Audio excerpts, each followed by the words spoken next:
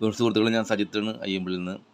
നമ്മളിന്ന് മാധ്യമങ്ങളിൽ ഒരു പത്രവാർത്ത എൻ്റെ ശ്രദ്ധയിൽപ്പെട്ടു. സൗരവൈദ്യുതി സർക്കാർ ചതി, മാതൃഭൂമിയിലെ വാർത്തയുണ്ടത്. അപ്പോൾ അതിൽ ഞാൻ നിങ്ങൾ ആലോചിക്കുകയായിരുന്നു, ഇത് എന്തുകൊണ്ട് ഇങ്ങനെ ചിന്തിക്കുന്നു എന്നുള്ളത്. ഇത് മെയിനായിട്ട് ശ്രദ്ധിക്കേണ്ട കാര്യം എന്ന് പറഞ്ഞാൽ, ജനങ്ങളെല്ലാവരും കൂടുതലായിട്ട് ഈ സൗരോർജ്ജത്തിൻ്റെ വൈദ്യുതി ഉപയോഗിക്കുന്നുണ്ടെങ്കിൽ പ്രകൃതിയുടെ വരദാനമാണ്. പ്രകൃതി നമുക്ക് എല്ലാം ജീവിക്കാനുള്ള എല്ലാ സമ്പത്തും എല്ലാം തന്നിട്ടുണ്ട്. നമുക്കത് വേണ്ട വിധത്തിൽ ഉപയോഗിക്കാൻ മാത്രമേ ഉള്ളൂ, നശിപ്പിക്കരുത് ഓവറായിട്ട്. അപ്പോൾ സൗരോർജ്ജം നമുക്ക് എത്ര കിട്ടിയാലും തീരാത്ത സംഭവമാണത്, സൂര്യൻ ഉദിക്കുന്നിടത്തോളം കാലം.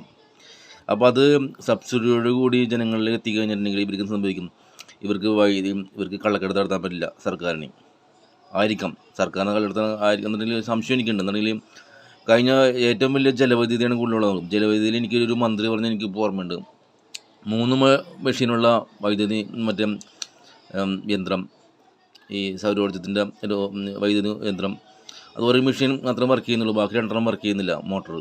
അത് ചൈനയിൽ നിന്ന് ആൾ വന്നെന്ന് പറയുന്നത്, ചൈനയിൽ നിന്ന്. അപ്പോൾ ചൈനയിൽ നിന്ന് ആൾ വന്നോന്ന് അറിയില്ല, ഈ ഒരു മെഷീനിട്ട് വർക്ക് ചെയ്യണത്. അതുകൊണ്ട് വൈദ്യുതി കുറച്ച് നമുക്ക് സേവ് ചെയ്യാൻ പറ്റുന്നുള്ളൂ.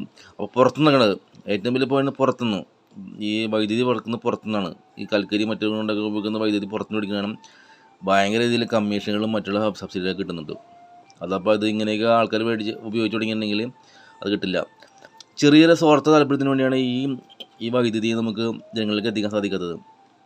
എല്ലാ വീടുകളിലും സബ്സിഡിയോടുകൂടി ഏറ്റവും പ്രധാനമായിട്ട് ചെയ്യേണ്ടത് സബ്സിഡിയോടുകൂടി വൈദ്യുതി, ഈ സൗരോർജ്ജം ജനങ്ങൾക്ക് എത്തിക്കാനുള്ള കാര്യങ്ങൾ ചെയ്യണം സർക്കാർ.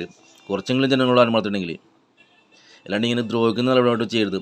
കൂടുതൽ വൈദ്യുതി വാഹനങ്ങൾ, പെട്രോൾ ഡീസൽ വാഹനങ്ങൾ ഒക്കെ കളഞ്ഞിട്ട് വൈദ്യുതി കൂടുതൽ വാഹനങ്ങൾ ടെക്നോളജിയോടുകൂടി സർക്കാർ അതിന് മുൻകൈ എടുത്ത് ചെയ്യണം എങ്കിലും. അപ്പോൾ മെയിനായിട്ട് ഇവർ ചിന്തിക്കുന്ന വേറെ ഒന്നുമില്ല, നിസ്സാര കാര്യത്തിന് വേണ്ടി ഈ ജനങ്ങളെ കൊള്ളടിക്കാൻ സാധിക്കില്ല. പെട്രോളും ഡീസലിൻ്റെയും അമിതമായ ടാക്സും സെസ്സൊക്കെ പിടിച്ചിട്ട് ജനങ്ങളെ കൊള്ളടിക്കാൻ സാധിക്കുന്നില്ല. അതുള്ള ചെറിയൊരു താല്പര്യത്തിന് വേണ്ടിയാണ് സർക്കാർ ഇങ്ങനെ ജനങ്ങളെ ദ്രോഹിക്കുന്ന രീതിയിലും അതിനല്ല ഈ പെട്രോളിൽ മറ്റൊക്കെ പ്രദേശങ്ങളെ ആശ്രയിക്കുന്ന സിറ്റുവേഷനും. അപ്പോൾ നമുക്കിവിടെ സോഴ്സ് ഉണ്ട്, ഈ സൂര്യൻ ഒതുക്കോളം കാലം നമുക്ക് സൗരോർജ്ജം ഉപയോഗിക്കാം. സൗരോർജ്ജത്തിലൂടെ നമുക്ക് വൈദ്യുതി ഉപയോഗിച്ച് പെട്രോളുകളും എല്ലാ വണ്ടികളും ഒക്കെ നമുക്ക് ഓടിക്കുകയും അതുപോലെ ഈ കൂടുതൽ നമുക്ക് സേവ് ചെയ്യാം. അതൊക്കെ ചെയ്യുന്ന സർക്കാരുകൾ വേണം. അതൊക്കെയാണ് എനിക്ക് സർക്കാർ വൈദ്യുതി. പിന്നെ മഴ പെയ്യുന്നുണ്ട്, മഴ കൂടുതലായിട്ട് വരുന്നുണ്ട്. പിന്നെ നെൽകൃഷി കുറഞ്ഞുകൊണ്ടിരിക്കണം.